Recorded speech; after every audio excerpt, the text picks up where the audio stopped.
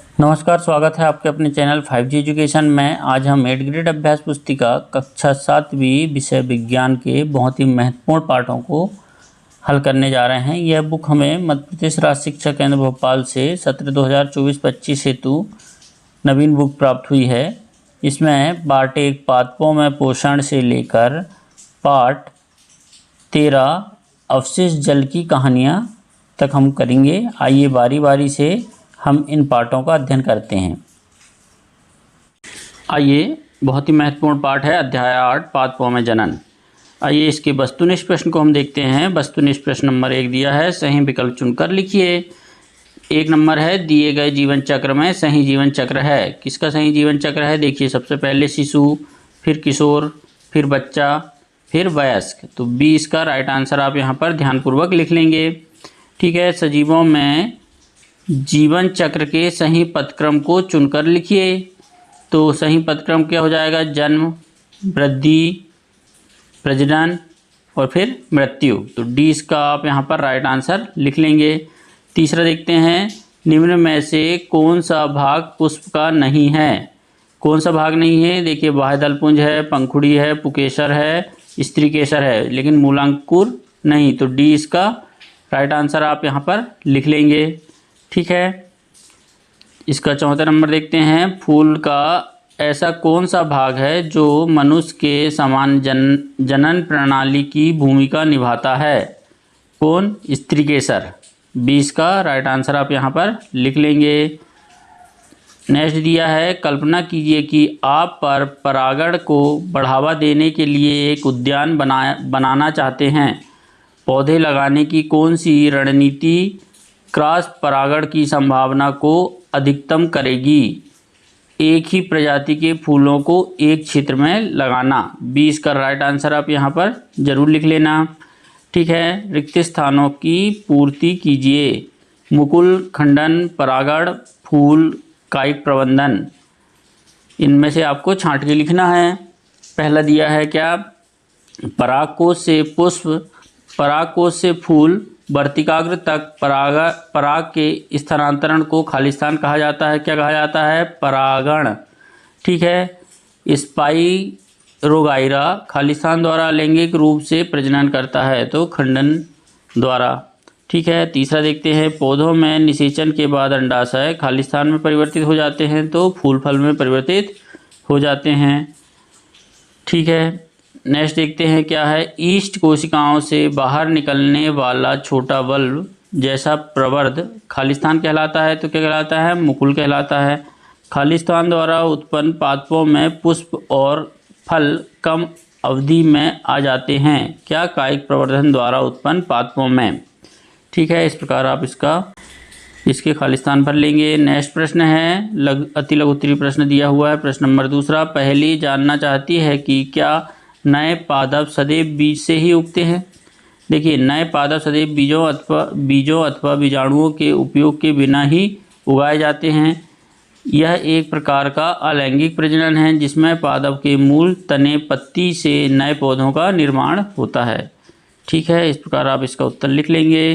प्रश्न नंबर 3 है, निषेचन के पश्चात फूल में होने वाले 2 परिवर्तन बताइए।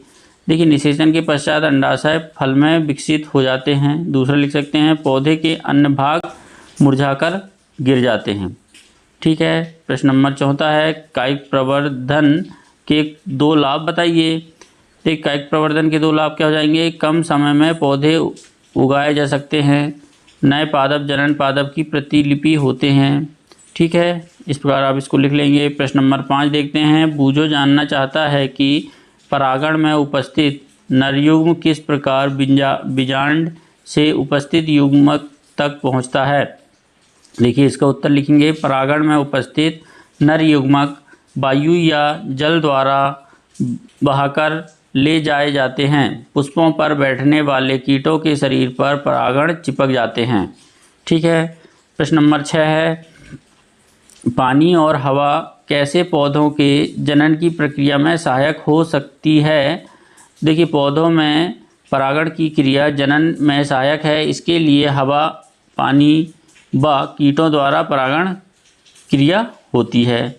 ठीक है, इस प्रकार आप इसको लिख लेंगे। अब लघुत्तरी प्रश्न दिया है प्रश्न नंबर 7, परागणों का परागकोश के पुष्प के वर्तिकाग्र पर स्थानांतरण क्या कहलाता है, यह कितने प्रकार का होता है, प्रत्येक को उदाहरण सहित समझाइए। देखिए, परागकणों का परागकोश से पुष्प के वर्तिकाग्र पर स्थानांतरण होना परागण कहलाता है। यह 2 प्रकार का होता है, स्वपरागण और परपरागण। ठीक है, नेक्स्ट देखते हैं प्रश्न नंबर 8 है, एक विशेष पौधे में निषेचन की प्रक्रिया का विवरण दें और उसके महत्वपूर्ण चरणों को समझाइए। देखिए, नर तथा मादा युग्मकों के युग्मक संयोग द्वारा बनी कोशिका युग्मनज कहलाती है। युग्मनज बनाने के लिए नर और मादा युग्मकों के युग्मक का प्रक्रम निषेचन कहलाता है। युग्मनज भ्रूण में विकसित होता है। ठीक है, प्रश्न नंबर 9 दिया हुआ है, कृषि या वन्य जंतु उत्पादन में परागण का महत्व समझाइए। देखिए, परागण एक अनिवार्य पारिस्थितिकी प्रणाली सेवा है जो वन्य पादप समुदायों के साथ साथ कृषि की उत्पादकता को बनाए रखने की दृष्टि से बहुत महत्वपूर्ण है। ठीक है, प्रश्न नंबर 10 दिया है, क्या सरसों, गुड़हल, मक्का, खीरे, पपीता उपरोक्त पौधे के पुष्पों में से कौन कौन से पुष्प एकलिंगी होंगे और क्यों? देखिए, पपीता, खीरा एकलिंगी पुष्प होते हैं। इसमें केवल एक जनन संरचना या प्रणाली होती है, या तो नर या तो मादा। ठीक है, इस प्रकार आप इसका उत्तर लिख लेना। प्रश्न नंबर 11 दिया हुआ है, बूझों ने एक आलू लेकर उसके 4 टुकड़े करके गमले में मिट्टी में दबा दिया तथा नियमित पानी दिया। कुछ दिनों बाद 3 गमले में आलू के अंकुरण से नवीन पौधा बना, परंतु चौथे गमले में अंकुरण नहीं हुआ। कारण सहित स्पष्ट कीजिए। देखिए, पादपों की पत्ती या जड़ मृदा पर गिर जाए तो आर्द्र मृदा पर गिर जाए तो प्रत्येक कलिका नए पादप को जन्म देती है। पौधों में जनन कायिक प्रवर्धन विधि से होता है। अतः चौथे गमले में आर्द्रता नमी ना होने के कारण अंकुरण नहीं हुआ। ठीक है, इस प्रकार आप इसका उत्तर लिख लेना। दी गई उत्तर प्रश्न दिया हुआ है, ईस्ट में जनन को चित्र द्वारा स्पष्ट कीजिए। तो ईस्ट में जनन का सचित्र इस प्रकार है, आप इसे ध्यानपूर्वक बना लेंगे। ठीक है, इसका उत्तर देख लेते हैं हम। ईस्ट में जनन कैसे होता है? ईस्ट में प्रजनन के उपरोक्त क्रियाकलाप के द्वारा समझा जा सकता है। सर्वप्रथम दुकान से ईस्ट पाउडर या ईस्ट केक खरीद कर लाएं, इसे किसी पात्र में रखें। अब इस पात्र में आवश्यकता के अनुसार जल डालिए। इस मिश्रित द्रव्य के साथ शक्कर को भी मिला सकते हैं। अब इस पात्र को ऐसे स्थान पर रख दीजिए जहां पर गर्मी हो। एक घंटे पश्चात इस द्रव की एक बूंद कांच की स्लाइड पर रखकर सूक्ष्मदर्शी से देखें, इसमें नई ईस्ट कोशिका दिखाई देगी। ठीक है, इस प्रकार आप इसका अवलोकन भी कर सकते हैं। नेक्स्ट है प्रश्न नंबर 13,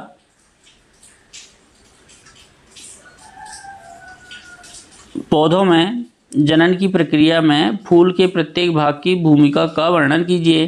देखिए, पुकेसर फूल के भाग है, पुकेसर यह पुष्प का नर भाग कहलाता है। स्त्री केसर यह पुष्प की मादा भाग कहलाता है। वर्तिकाक या वर्तिकाक है ना, इसका उद्देश्य नर युग्मक को अंडाशय तक पहुंचाना है। वर्तिकाग्र, इसके द्वारा परागकण की पराग नलिका बीजांड तक पहुंचती है।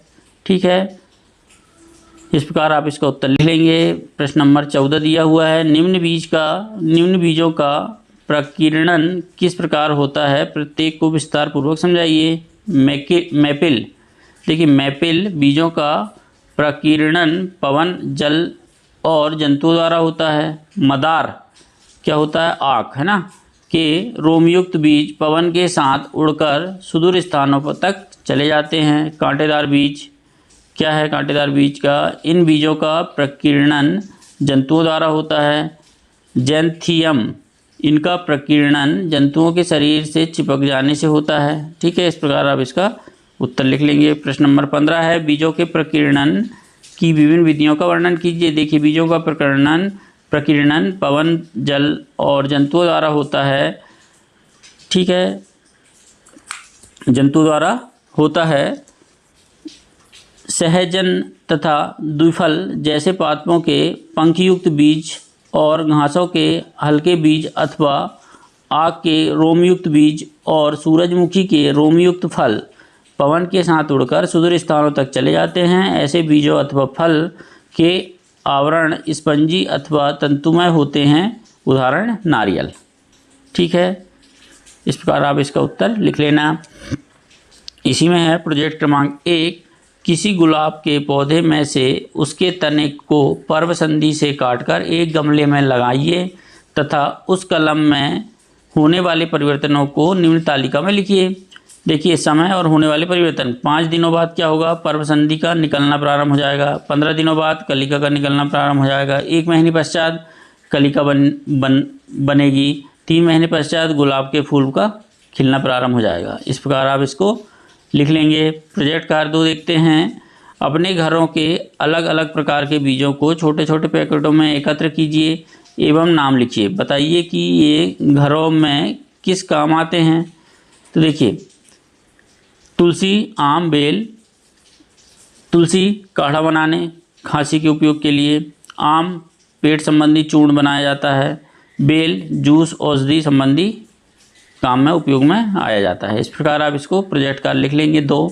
प्लीज़ वीडियो अच्छा लगा हो तो हमारे चैनल को लाइक, कमेंट्स और सब्सक्राइब करना ना भूलें ताकि आने वाले वीडियो आपको समय पर मिल सके। धन्यवाद।